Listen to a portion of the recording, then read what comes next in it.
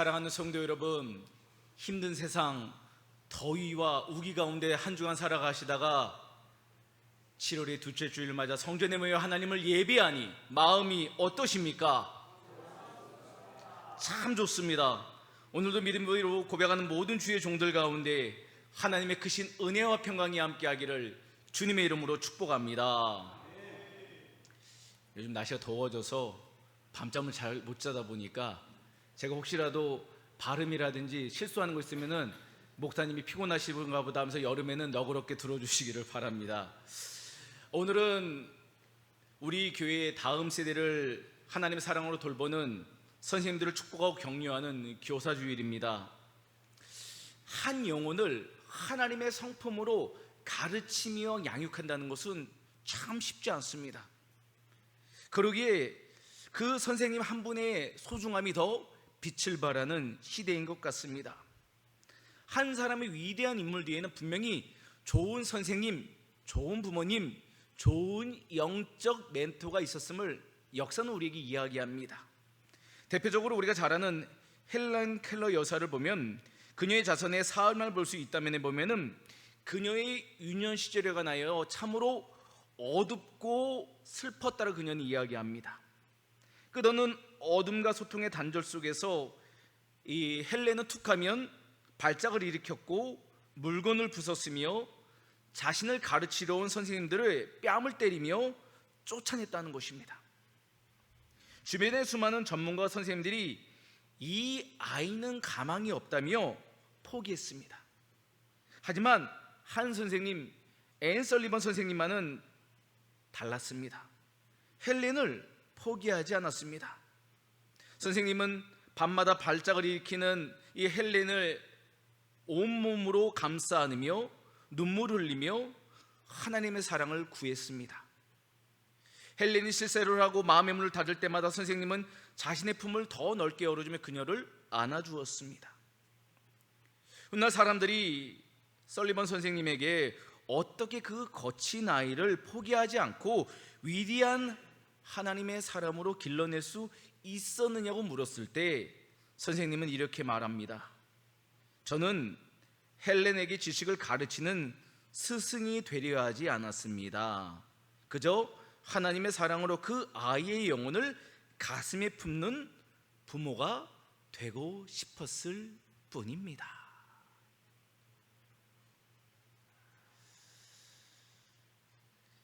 헬렌 켈러 여사의 위대한 삶 뒤에는 평생을 부모의 심정으로 섬긴 설리번 선생님이 계셨음을 보게 됩니다.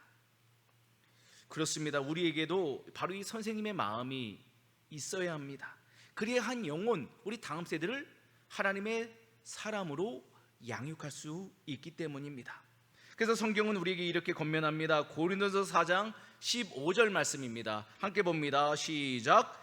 그리스도 안에서 일만 스승이 있으되 아버지는 많지 아니하니 그리스도 예수 안에서 내가 복음으로써 너희를 낳았음이라. 아멘.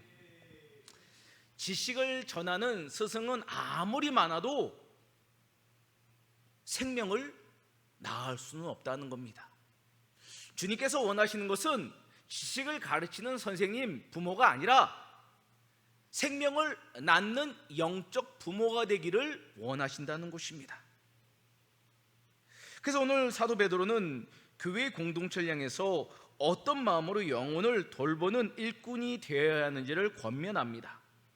오늘 말씀을 통해서 우리 교회 영적 지도자들과 교회학교 선생님들, 부모님들과 성도님들이 함께 기억해야 될 주님이 인정하시는 일꾼의 자세를 함께 살펴보는 이 시간 되기를 바랍니다. 먼저는 주님이 인정하신 일꾼의 자세의 첫 번째는 무엇인가? 억지가 아닌 자원함으로 섬겨야 한다는 것입니다. 2절 말씀에 보면 너희 중에 있는 하나님의 양무리를 취대 억지로 하지 말고 하나님의 뜻을 따라 자원함으로 하며 더러운 이득을 위하여 하지 말고 기꺼이 하며 라고 말씀합니다. 사도 베드로는 교회 안에서 양무리를 섬기는 장로들에게 권면합니다. 하지만 이 권면은 장로님들만 들어야 할 권면이 아니라 공동체를 섬기는 모든 영적 리더들이 들어야 할 하나님의 말씀입니다. 사도 베드로는 교회 지도자를 향해서 양떼를 돌볼 때 억지로 하지 말고 하나님의 뜻에 따라 자원하는 마음으로 섬기라고 권면합니다. 그런데 우리가 교회 일꾼으로서 주님의 일을 감당하다 보면 참 힘들고 어려울 때가 있어요. 기쁘고 감사함으로 섬기고 싶은데 우리에게 그런 어려운 때가 찾아온다는 것입니다. 예를 들어 교회학교 선생님들이 주일이 되면 피곤한 몸을 일으켜서 아이들을 사랑으로 섬기기 위해서 준비해서 교회에 나옵니다. 교육부서 예배를 드리려고 하는데 아이들이 다 핸드폰을 들고 있어요. 목사님의 말씀, 선생님과 함께 분박 공부 시간에 별로 집중하지 않습니다. 그런 모습들을 계속 바라보던 선생님들의 마음은 어떻게 될까요? 아, 나는 능력이 없나 보다, 나는 교사의 은사가 없나 보다 하면서 주눅이 들고 포기하고 싶은 낭망이 찾아올지 모릅니다. 가정에서는 어떻습니까? 자녀를 위해서 열심히 살아갑니다. 눈물로 기도합니다. 사랑으로 권면합니다. 그런데 아이들이 변하지 않습니다. 이때 부모님에게는 어떤 마음이 찾아옵니까? 부모님도 참 답답하고 어렵습니다. 이렇게 누군가를 위해서 사랑으로 헌신하다 보면 우리 가운데 찾아오는 게 무엇이냐면 이제 기쁨과 감사가 떠나가고 그 자리를 의무감과 억지로 하는 마음이 이끌어갈 때가 있다는 것입니다. 겨우겨우 버텨냅니다. 오늘도 겨우겨우 버텨냅니다. 한 주간도 겨우겨우 버텨냅니다. 왜요? 억지로 의무감으로 살아가기 때문입니다. 그렇게 지치고 메마른 우리를 향해서 주님은 자원하는 마음이 필요하다고 이야기합니다. 자원하는 마음. 메말라버린 우리 마음에 어떻게 그렇다면 자원하는 마음이 회복될 수 있을까요? 어떻게 기쁜 마음으로 주님께 드릴 수 있을까요? 우리가 오늘도 예배를 드리고 결단하며 기도하겠지만 우리가 나가는 세상과 가정과 환경과 관계는 금세 또 우리의 결단을 무뎌지게 만들고 무너지게 만들 것입니다. 그래서 우리는 주님의 말씀을 들어야 됩니다. 2절 말씀처럼 상황 속에서도 하나님의 뜻을 발견할 수만 있다면 다시 하나님의 은혜를 얻게 된다는 겁니다. 중요한 건 상황이 아니라는 거예요. 중요한 건 사람이 아니라는 겁니다. 주님은 그 사람과 그 환경 가운데 주님이 무엇을 원하시는가, 이 뜻을 발견하는 게 일꾼에게 먼저 필요하다는 것이죠. 그래서 우리가 메마른 사역자가 되지 않게 해서는 우리가 두 가지를 기억하기를 바랍니다. 먼저는 우리를 부르신 자리에 하나님이 계심을 분명히 신뢰해야 됩니다. 우리 혼자 사역하는 게 아닙니다. 하나님이 임마누엘의 성령으로 우리가 함께 계심을 믿으시길 바랍니다. 그래서 그 믿음이 필요하려면 무엇이 필요할까요? 1절 말씀에 있는 것처럼 지금 베드로는 자신을 어떻게 소개합니까? 그리스도의 고난의 증인이요 나타낼 영광에 참여할 자라고 소개하고 있어요. 자신의 정체성을 잊어서는 안 된다는 겁니다. 우리가 어쩌다가 권면 들어서 봉사하고 섬기는 종이 아닙니다. 하나님의 뜻대로 부르셔서 하나님의 일꾼 되어서 하나님의 사명을 맡겨주셨다는 거예요. 목회자가 맡긴 게 아니라, 장로님이 맡긴 게 아니라, 누가 맡긴 게 아니라 우리 주님이 우리를 부르셨다는 것이죠. 사람이 시켜서 하면요 안 할 수 있죠. 그만두면 됩니다. 나를 존대해 주는데 가면 되지 않습니까? 하지만 그렇게 할 수 없는 것은, 우리가 이 자리에 있는 것은 우리의 뜻이 아니라, 사람의 인정이 아니라 하나님의 부르심 때문이라는 거예요. 포기하고 싶습니까? 떠나가고 싶습니까? 훌훌 털어버리고 싶습니까? 억지로 의무감을 하고 계십니까? 나를 부르신 하나님의 뜻을 재발견하기를 주님의 이름으로 축복합니다. 두 번째는 우리의 힘이 아닌 주님의 십자가로 돌아가야 한다는 것입니다. 우리는 항상 십자가 앞에 먼저 서야 됩니다. 사역보다 먼저 중요한 게 뭡니까? 십자가입니다. 가정을 섬기는 것보다 더 중요한 건 십자가 앞에 내 자신이, 부모인 우리가 먼저 서 있는 것입니다. 목사가 양무리를 양육하고 섬기는 것보다 더 중요한 건 제 자신이 하나님 앞에 머물러 있는 것입니다. 왜 그렇게 해야 됩니까? 먼저 공급받아야 되기 때문입니다. 채움받아야 되기 때문이에요. 채워지지 않으면 흘려보낼 수가 없어요. 우리 지갑에 카드든 뭐든 있어야 누군가를 섬기고 나눌 거 아닙니까? 우리 심령에 주님의 십자가 은혜가 일어나지 않으면은 십자가 사랑으로 섬길 수 없게 되는 겁니다. 그래서 우리는 어떤 사역을 하기 전에 내 힘과 내 열정이 아니라 주님이 우리를 구원하신 십자가 은혜로 돌아가야 한다는 것입니다. 우리는 이미 1만 달란트 탕감받은 구원의 백성이에요.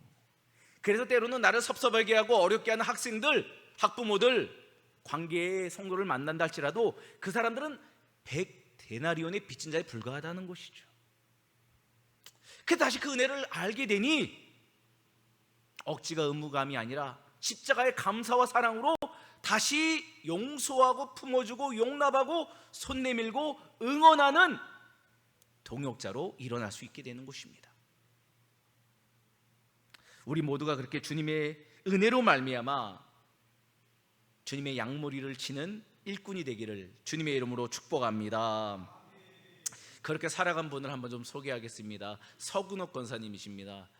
이분이 누구냐면은 바로 우리가 잘 아는 고 강영우 박사님의 부인 되십니다.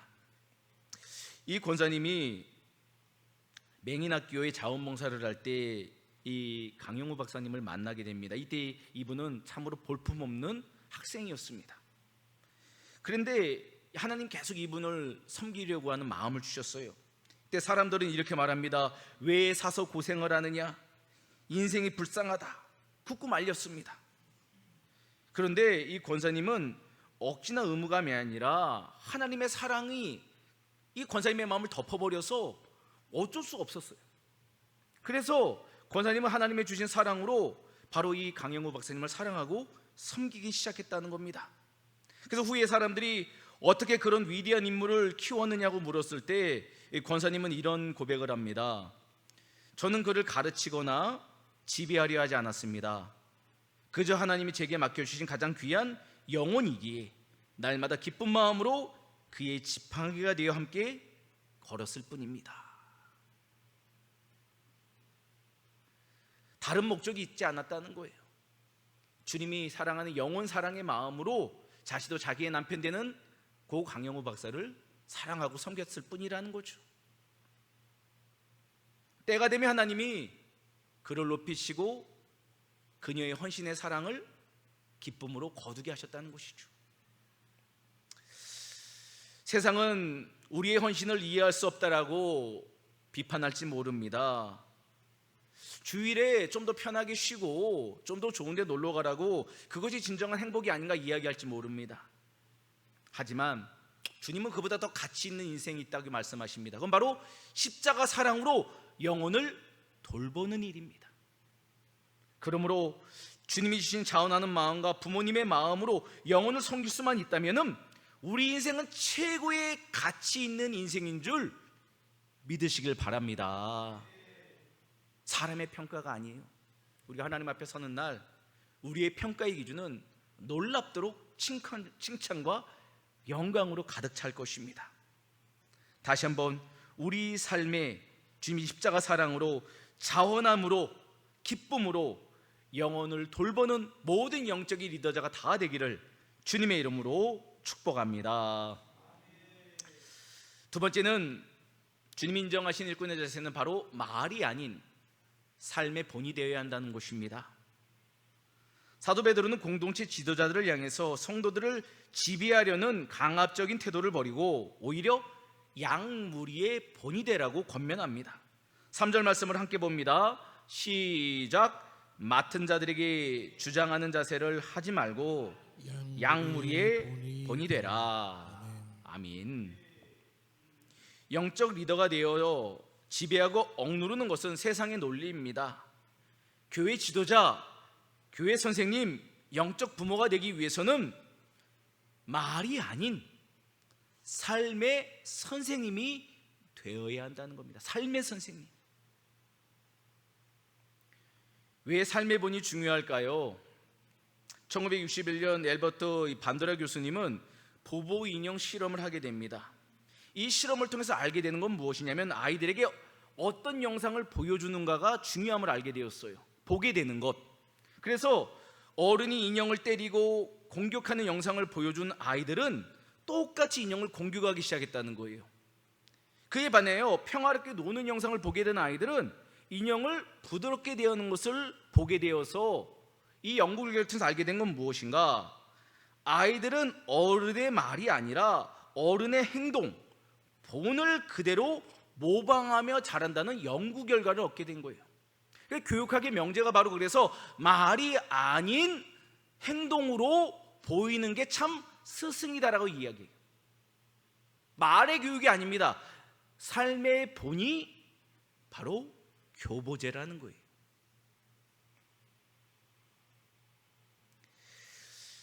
우리의 자녀들도 마찬가지입니다. 교회학교 학생들도 마찬가지입니다. 또한 우리 성도님들도 마찬가지입니다. 그들은 우리의 입이 아니라 우리의 삶, 우리의 모습을 바라보며 따라온다는 것입니다. 우리를 바라보고 믿음을 알게 되고 성장과 성숙으로 나아가게 된다는 것입니다. 영적 지도자들이 위기의 순간에 어떻게 그 문제를 해결하는가? 기도로 무릎을 꿇는가? 말씀을 붙잡는가? 아니면은 인간적인 생각으로 그 문제를 해결하려 하는가? 우리의 다음 세대와 젊은 사람들과 성도들은 그것을 보고 있고 그것이 어떤 모습인지를 알고 있다는 거예요.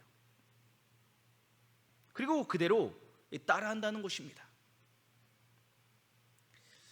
그래서 우리는 좋은 믿음의 교보제, 믿음의 좋은 스승이 되어야 합니다. 최고의 스승은 뭐라고요? 바로 우리 주님을 닮아가는 것. 저 한 사람이, 우리 모든 영적 리더들이 주님을 닮아가려고 본을 쓸 때, 힘을 낼 때 우리 다음 세대와 젊은이들이 주님을 닮아가게 됨을 믿으시길 바랍니다. 교회를 어떻게 하려 하지 마십시오. 나 한 사람이 주님을 닮아가기 위해서 무릎을 꿇는 게 교회를 세우는 거예요. 그럼 교회는 되는 거예요. 아무리 회의를 많이 하고 아무리 모임을 많이 해도 삶에 주님을 향한 향기와 헌신이 없다면 그건 다 허장성세에 불과한 거예요. 그런 교회는 다 무너지고 맙니다. 사랑하는 여러분, 먼저 온전한 예배자가 되십시오. 먼저 온전한 헌신자가 되십시오. 그럴 때 우리가 가정에서는 부모로서, 교회에서는 교사로서, 사회에서는 사회 일원으로서 영적 어른이 될 수 있습니다. 그렇게 우리의 모습을 통해서 다음 세대가 일어나는 거룩한 주의 백성들 다 되기를 주님의 이름으로 축복합니다. 마지막 세 번째는 자신의 한계를 인정하고 모든 염려를 주님께 맡기시길 바랍니다.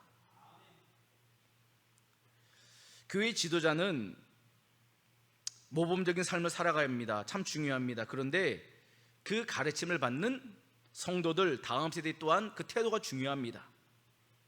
사도 베드로는 교회의 온 성도들이 서로 겸손으로 허리를 동이라고 권면합니다. 영적 지도자들과 성도들이, 선생님과 학생들이, 부모와 자녀가 하나님 앞에서 서로 겸손함으로 연합하게 된다면 고난을 이기고 승리를 얻게 되기 때문입니다. 우리 교회가 정말 잘 되기를 원하십니까?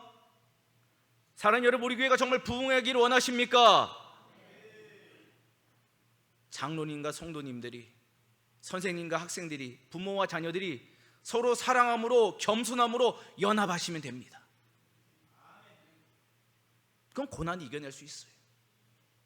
하나님 우리에게 주는 영광이 이미 준비되어 있다는 것입니다. 사도 베드로는 그 이야기를 합니다. 그렇다면 어떻게 겸손해질 수 있을까요? 우리 힘과 계산으로는 겸손해질 수 없습니다. 내려놓을 수 없어요.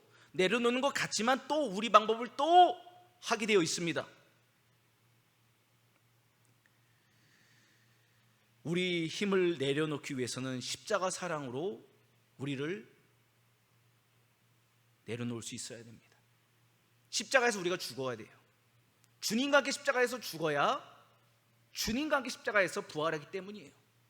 그러므로 이제는 내가 산 것이 아니요 오직 내 안에 그리스도께서 사신 것이라, 그 말씀이 우리 가운데 역동적으로 일어나는 것입니다. 그런 인물들이 겸손하게 주님을 따를 수 있습니다. 사무엘상 17장에 보면요, 거대한 골리앗 앞에 선 대조적인 두 사람을 만나게 됩니다. 바로 사울왕과 소년 다윗입니다. 사울왕은 모든 문제를 자기 혼자 짊어지려 했습니다. 하지만 소년 다윗은 자신의 한계를 인정했습니다. 블레셋 거인 골리앗이 쳐들어왔을 때 이스라엘 왕이었던 사울은 자기가 가진 권력과 군사력으로 그 위기를 해결하려 했습니다. 하지만 자신의 힘과 계산으로 눈앞에 거인 골리앗을 바라보았을 때 싸우려 할 수 없었습니다. 끝없는 두려움으로, 염려로 그는 낭망의 자리로 떨어졌습니다. 결국 사울왕은 자신의 천막 속에 숨어서 벌벌 떠는 염려의 노예가 되어버렸습니다. 왕이었지만 그는 염려의 노예가 되었습니다. 그에 반해서 소년 다윗은 어떻습니까? 그러고 골리앗이 보이는 그 거구가, 그 거인이 무섭지 않았겠습니까? 하지만 소년 다윗은 두려움 앞에서 사울왕과 다른 선택을 하게 됩니다. 그는 하나님 앞에 낮아집니다. 자신의 힘과 실력으로는 저 거대한 골리앗을 이길 수 없다는 자신의 한계를 겸손함으로 인정합니다. 그러면서 그는 하나님께 모든 것을 맡깁니다. 사무엘상 17장 45절 말씀을 함께 봅니다. 시작. 다윗이 블레셋 사람에게 이르되 너는 칼과 창과 단창으로 내게 나아오거니와 나는 만군의 여호와의 이름 곧 내가 모욕하는 이스라엘 군대의 하나님의 이름으로 내게 나아가노라. 아멘. 보이는 성벽을 향해서, 보이는 거인을 향해서, 보이는 창과 검을 향해서 어떻게 만군의 여호와의 이름으로 나아갈 수 있습니까? 말이 안 됩니다. 상식적이지도 않아요. 전략적이지도 않습니다. 그런데 어떻게 이렇게 소년 다윗이 나아갈 수 있었습니까? 염려와 두려움이 주님의 이름 안에서 평안과 감사와 소망으로 변화되었기 때문입니다. 그래서 그가 들고 나간 것은 만군의 여호와의 이름이었어요. 그의 손에는 물맷돌이 들려 있었습니다. 보잘것없는 물맷돌, 그건 뭐라고요? 하지만 그는 주님의 주신 마음으로 물맷돌을 골리앗을 향해 던졌습니다. 그리고 하나님이 그 순종의 자리 가운데 함께 하심을 통해서 골리앗을 넘어뜨리셨습니다. 왕의 자리에 있던 사울은 염려의 노예가 되었지만 소년 다윗은 하나님을 붙잡음으로 영적 거인이 되었습니다. 놀라운 반전입니다. 사랑하는 여러분, 저는 우리 모두가 다 영적 다윗이 되기를 주님의 이름으로 축복합니다. 영적 거장이 되어야 됩니다. 금과 음이 아닙니다. 교회가 영적 거인이 되는 것은 사람 수가 아닙니다. 교회가 영적 거인이 되고 선생님이 영적 거인이 되고 부모님이 영적 거인이 되는 것은 두려움마저도 하나님께 내어드림으로 평안을 얻고 소망으로 오늘도 믿음으로 전진해 나가는 것, 이것이야말로 진짜 교회이고 참된 영적 거인의 모습인 것입니다. 우리가 염려가 찾아올 때 어떤 생각을 합니다. 아우, 내 가정, 내 직장, 내 부서, 내 학생 다 내가 거기 앞에서요. 내가 다 주권자예요. 그게 어떤 모습입니까? 우리가 염려로 갇힌 생각에 지금 갇혀 있다는 거예요. 나는 이미 없어요. 이미 우리 십자가에서 죽은데 왜 자꾸 나를 거기에 나타납니까? 우리 주님만이 거기 나타나야 돼요. 주님의 자녀, 주님의 교회, 주님의 직장. 왜 자꾸 우리 삶에 내가 주인 되려 합니까? 주님께 마땅히 우리의 주인됨을 내어드려야 합니다. 그럴 때 주님은 그 낮아진, 하나님 뜻까지 그 낮아진 겸손한 종을 때가 되매 들어서 그를 통해서 주의 영광을 나타내시는 것입니다.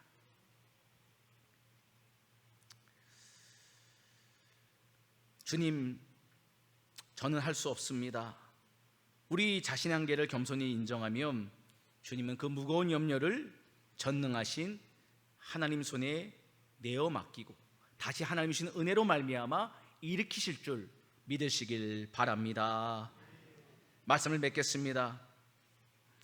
하나님은 우리를 영혼을 돌보는 영적 리더로, 선생님으로, 부모로 부르셨습니다. 우리가 어떻게 영혼을 섬기고 사랑할 수 있을까요? 우리 힘으로는 할 수 없습니다. 십자가의 대속의 은혜만이 영혼을 품을 수 있게 합니다. 영혼을 섬길 수 있게 합니다. 염려와 근심이 아닌 감사와 소망으로 우리를 변화시킬 수 있습니다. 다시 한번 우리에게 맡겨진 영혼을 주님의 마음으로 돌아보며 이 한 주간도 그들을 주님의 사랑으로 뜨겁게 사랑하시고 그들 향해 뜨겁게 기도해 주시고 격려해 주시고 주님이 주시는 위로와 소망으로 승리하는 우리 모두가 되기를 주님의 이름으로 축원합니다.